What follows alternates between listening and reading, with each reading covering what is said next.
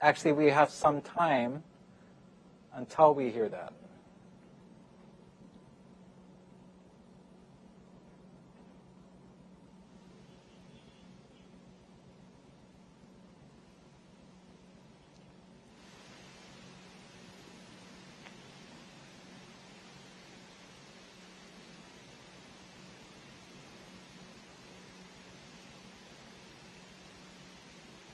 And now let's listen in for that confirmation of precision lock. All right, we expect to be in precision lock soon.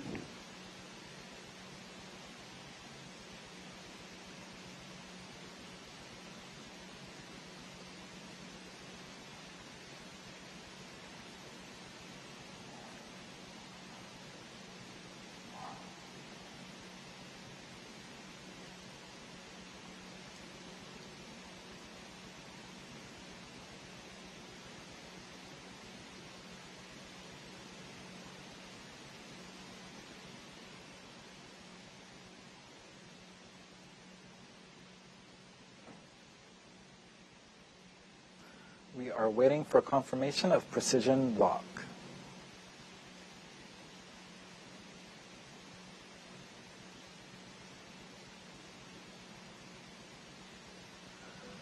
MSC, this is SN5. Go ahead, SN5. We are precision locked and still tracking Dimorphos. Yes.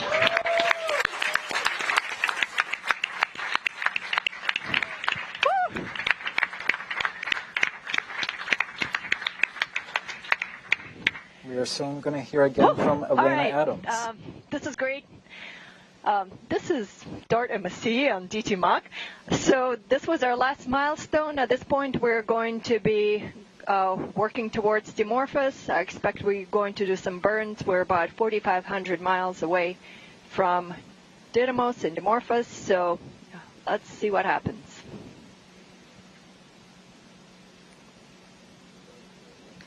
Ground 41, C2. Right, joining me now to react to that bit of good news is Lindley Johnson, NASA's Planetary Defense Officer. Lindley, you heard Lena, we are now precision locked, a lot of applause, things are looking good. And we are now headed for the moment of truth. How are you holding up? Oh, I'm doing great. The team's been doing great. The spacecraft's doing great.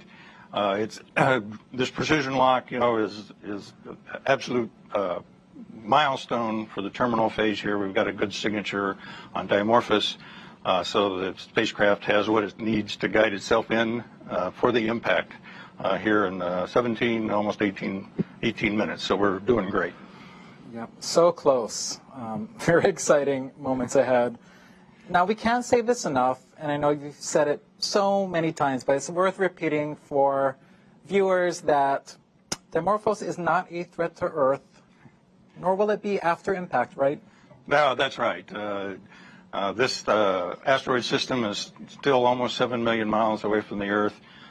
It's at its closest point in the orbit right now to Earth. So from this point forward, it's going to be moving away from Earth. So there's no chance of anything here. We've got to look for all the other unknown asteroids out there still. Awesome. To find what the hazard really is. Thanks so much, Lindley. I'll catch you on the other side of impact. Oh, okay, if you can. Back to you, Tahira. All right, thanks, Samson. It is amazing to know that we have a precision lock on target Dimorphos. Now, we have a fun way for you to join our mission, and it is by signing up to be a planetary defender. Visit bity.com/planetary defender. Take the quiz and receive a certificate like this one. Now, once it's official, show us on social media using the hashtag Planetary Defender. Now, telescopes from around the world are observing tonight's impact to ensure that how successful we are at changing the asteroid's orbit. They'll be measuring this success. And you may be wondering, how does that happen? Let's go behind the scenes with astronomer Nick Moskovitz at Lowell Observatory, home to the telescope that discovered Pluto, to see what's in store for DART.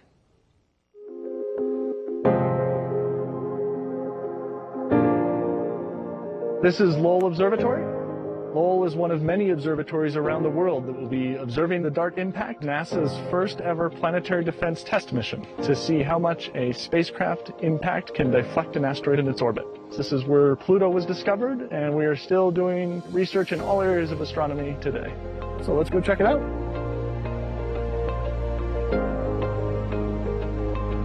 This is the Pluto telescope, the telescope that was used to discover Pluto almost 100 years ago.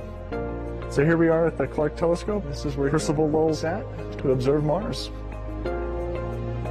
Let's head on over to the Lowell Discovery Telescope about an hour south of Flagstaff, which is where we are going to be collecting data for the DART mission. The reason we're all the way out here in the middle of this forest is that we have really dark skies here.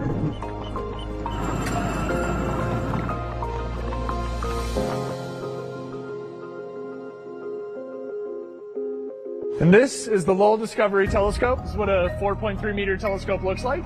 This is what we will be using to study Didymos and Dimorphos in the days and weeks after DART impact. The DART spacecraft will be hitting an asteroid called Dimorphos. It's special because it's a binary asteroid, which means a satellite around a larger asteroid called Didymos. And DART will actually be hitting Dimorphos. And what we will be measuring is how much DART changes the orbit of Dimorphos around Didymos. So this is an important test for planetary defense mitigation strategies, in case we ever have to do this for real. The Lowell Discovery Telescope is one of many telescopes around the world which will be used to study Didymos and Dimorphos. It's really a global coordinated effort. And what we're looking at here is a large 4.3 meter primary mirror that's in the middle of the telescope tube here. Up at the top is a secondary mirror. The secondary mirror up top there is what is focusing the light down onto the instruments and allows us to take images with the camera that's located down at the bottom. This is maybe one of my favorite hidden rooms at the telescope. We're like standing inside the telescope, underneath the telescope, 100 tons above your head, held up by this and this, which is cool. It's sort of, as you can see, the highest peak around here, just over 8,000 feet. I come up here for sunset, because you know, sun setting right there, it's perfect. For DART, we're going to be collecting images of the night sky. And typically an observer would be here in front of one of these consoles controlling the instrument and taking images like these as they're coming in off the telescope. DART is really a sort of before and after experiment.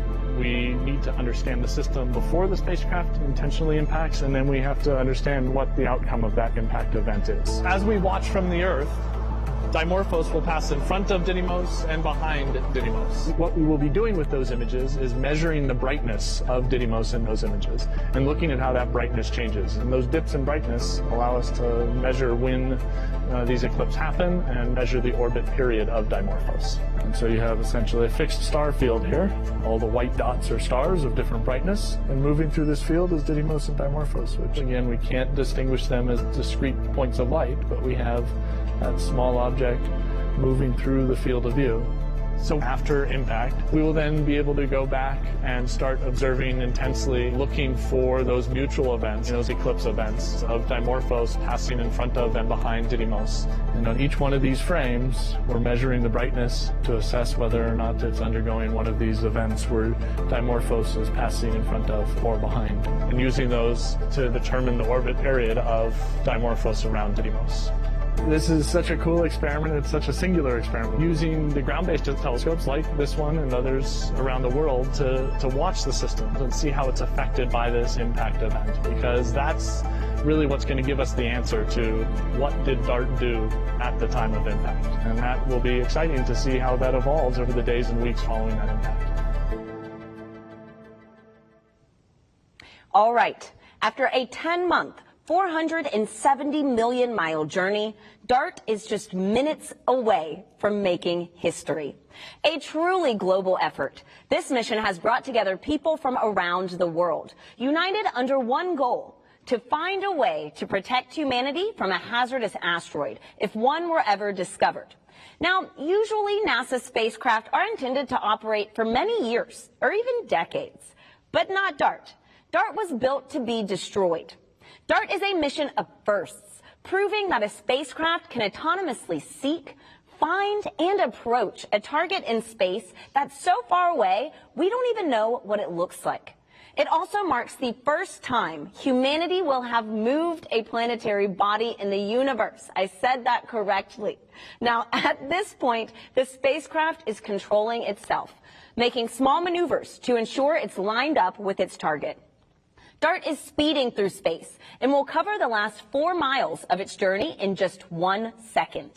Coming up, we'll hear the final updates from mission operators and witness the big moment live from space. Samson, you have the best seat in the house. How are we looking? You're right, Tahira. Front row tickets to the biggest event in town, and things are looking good. We are T-minus 10 minutes to impact, and DART is precision locked onto Dimorphos and zooming down the home stretch. Now, we have a lot to cover in the time we have left, and I'm thrilled to have with me Lori Glaze, Director of NASA's Planetary Science Division, with me for the ride. Lori, such a pleasure to have you. Oh my gosh, I am so excited to be here and really happy that we are here in this final 10 minutes. We are almost there. Well, you were just in the thick of it with the team up until a few minutes ago. What is the atmosphere like in there? I can only imagine. It's really, it's great. I mean, they're excited. Every time there's a marker that we meet a milestone, everyone is cheering and very excited. But there's also almost a sense of a calm confidence that with every milestone, everything's going, as planned. We're found and we locked on the target as planned, pretty much at the right time. They're looking at the brightness and the reflectivity of the object, and it's more or less what they expected. Everything is performing as expected, and so there's a lot of cheering and happiness, but just kind of a sense, hey, we've been planning for this a long time, and we've got it. We've got this. We've been planning for this. We can hear applause left and right throughout this evening, all good signs. What are they focused on at this critical juncture, Lori? It is basically years of planning, 10 months of making sure we get to this point after launch, and they've been juggling a lot. Is there anything in particular that they are glued on as we enter this moment of truth? Yeah, so the main thing they've been watching is getting to that point where we could do the precision lock, where we had good enough signal coming back and enough confidence in where we are relative to Dimorphos that we could really do that precision lock onto the target. And it's hands off now, right? We're not, the spacecraft is going to drive itself, and really focused on that, that point where they could be precision locked. And they're also thinking about looking at and reassessing continuously what's the probability of miss, right? As you get closer and closer, that probability should get smaller and smaller, and it is. It looks really, really good right now. Well, it sounds like the game of thinking, of wondering, really doesn't end until that last second comes to pass. So they can do a lot of great up until this point. We just have to see this through to these last few minutes. Well, and in a few minutes, speaking of that, all the years of thinking, of doing, planning, reacting is finally coming to an end. From 5 minutes to impact, there will be no more opportunity to send any commands to SmartNav in the Mission Operations Center. The team will be purely spectators, the data coming in, and they are just waiting it out like the rest of us for the first time. Lori, this is huge both from an operational perspective and also an emotional one, isn't it? Yeah, it is. I mean, you can imagine, I'm really excited about it, and I've been engaged with this mission for, the last 4.5 years that I've been in my current role. But this team has been working so hard on this for so many years, and they've put so much of their energy and their time into this, and so much planning and rehearsing, and it's a really big event for them to, like you say, just counting down and watching. At this point, there's not much else they can do but watch and see the fruits of all their work. Yeah, I've gotten to know many members of this team over the past few months, and there's a lot of alpha individuals on there, right? You need a good mix of alpha people to make sure we get to this point. I can only imagine what they're feeling. Perhaps, like you said, a little bit of relief, a little bit of, can I let this go? I have worked for this moment so long, and now we can no longer do anything. That moment is just coming up. Yeah, but I think they're ready. I think they're at that point. You're getting some shots of Elena Adams, the systems engineer, and you can see the excitement in her voice. She's so ready to show the success of this mission. This is awesome. 5 minutes out, which we're coming up on now. The team will be hands off 2.5 minutes from impact. SmartNav, which has been guiding the spacecraft autonomously for 4 hours, will also step away, stop any maneuvers. DART will simply be coasting to its fate. This is blockbuster stuff, Lori. Oh, yeah. Oh, yeah. We are there. Yeah. I have front row tickets, and we are very soon about to open up these airwaves in the Mission Operations Center. We'll stay plugged in all the way through impact. Remember, at this point, 5 minutes out, no more commands to SmartNav will be possible. The team is watching it just like you and me and the rest of us.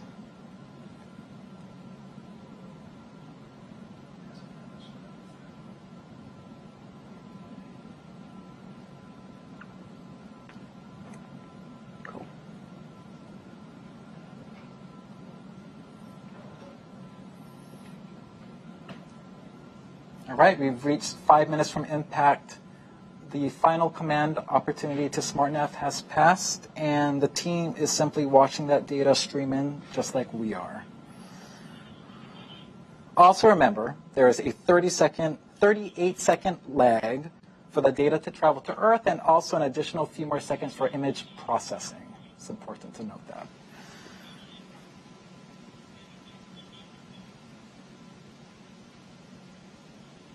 You should be hearing the chatter in the Mission Operations Center momentarily.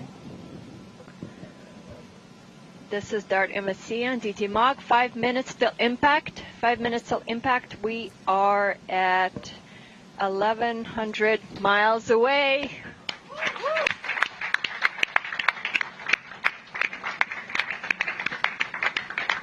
Also, our window for sending any commands to the spacecraft is done. Contingency's done.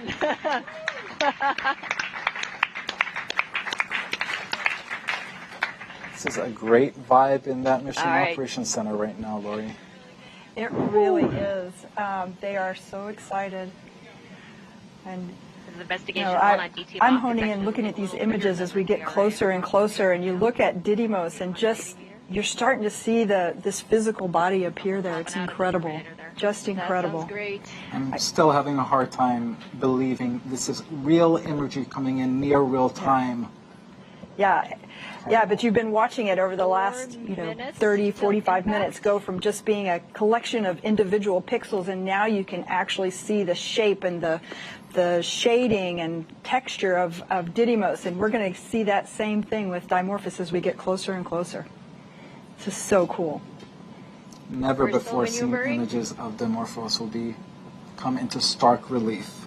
Absolutely. A few seconds before impact. Didymos. It's amazing. All right.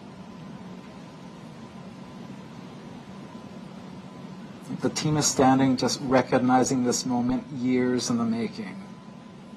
It is really nice to see them relax a little bit, get off from those computers that they've been glued to, and just appreciate this moment that's coming. Yeah, and they've earned this. It's just great to see them there. This is so cool. Lori, we hit another major milestone. We are now 2.5 minutes from impact, and SmartNav has stopped maneuvering the spacecraft. DART is now coasting toward Dimorphos, and we hope into the history books. Absolutely. This will be, I'm sure you've heard it many times tonight, humanity's first ever attempt at trying to move another celestial body, and also our first attempt ever to execute a mission in sole purpose of planetary defense. So what an exciting time. Yeah, and I'm starting to see Dimorphos start to come into view there. You can see it starting to take shape. I'm starting to see individual boulders on Didymos. Unbelievable clarity of images there. Coasting on in, our projected miss distance is going to be about 17 meters. All right.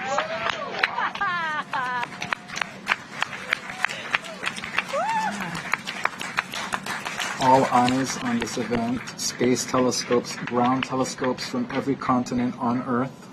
Yeah. Yeah. All right. 2 minutes out. Does not look like one single rock to me. Oh, boy, we're getting close. 14,000 miles per hour, Lori. 14,000 miles per hour, and remember, 45 minutes ago, 55 minutes ago, we couldn't even resolve this object in space, and now we are, you can see us zeroing in right on target. And we're now dropping the clock, and we'll go by loss of signal to confirm impact. Right. Yes. Imagine we'll get that loss of signal, and then we'll hear from Lena Adams again, letting us know that we've been we'll successful. know. I feel like that'll be a crystal clear signal. I think so. I think we're starting to see more resolution. In fact, look at that. Didymos has even gone out of the view. We're now just seeing Dimorphos.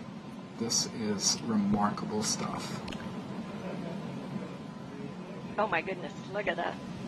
Looks like control system settling down. Angular rates look really good. I think we're going to get the investigation team some good pictures. Wow.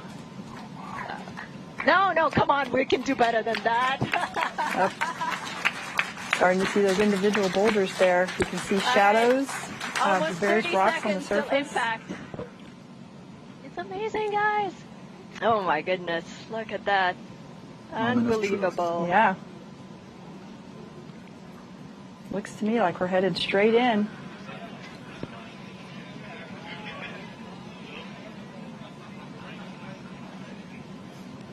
Oh my gosh. Oh wow. Yeah. Oh my goodness. 8, Yeah. 7, 6, wow. 5, 4, 3, 2, 1.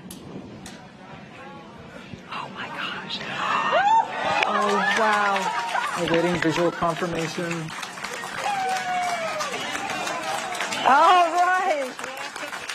Let's see. We got it? Waiting. And we have And we impact. have A giant leap for humanity in the name of planetary defense. Woo. Fantastic. Oh, fantastic.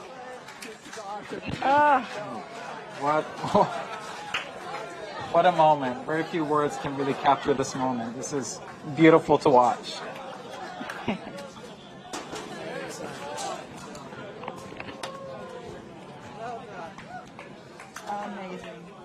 Amazing. What a This team. is- What a team and what an accomplishment. Team. A few weeks ago, they had their last dress rehearsal.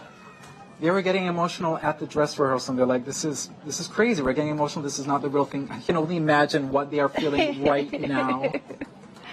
Yes. Well, you can see them there on screen. They're all pretty excited. Wow. Hearing impact, the curtains close on Draco feed. That raw joy from the team, years of hard work and the weight of expectation lifted off their shoulders. This is amazing. Fantastic.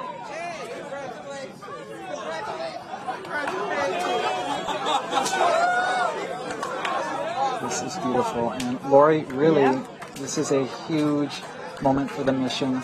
Lots more work needs to happen in the days, weeks, Absolutely. Now, as I always say, it's one of my favorite missions. Now is when the science starts. It just starts now. Now that we've impacted, now we're going to see for real how effective we were. We're going to train all of those ground-based telescopes on the Didymos Dimorphos system, and we're going to make measurements that will help us determine just what its orbit looks like now relative to what it was before. So it's going to be great. Very cool.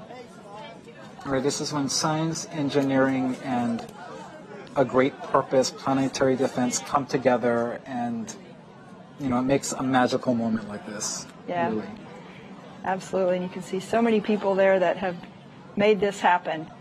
The team of APL engineers that have really poured their souls into this mission. Lori, any last words to mark this historic moment?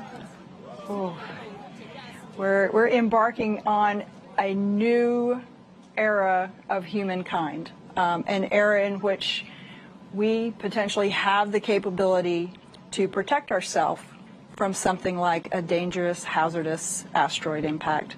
What an amazing thing. We've never had that capability before. Thank you so much, Lori. Those are poignant last words. Tahira, history has been made. Back to you.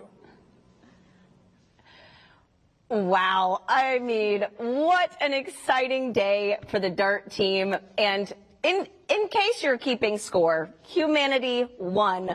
Asteroids 0. Now, I'm here with Nancy Chabot, DART coordination lead. Nancy, talk about a moment to catch on camera. What is going through your head right now?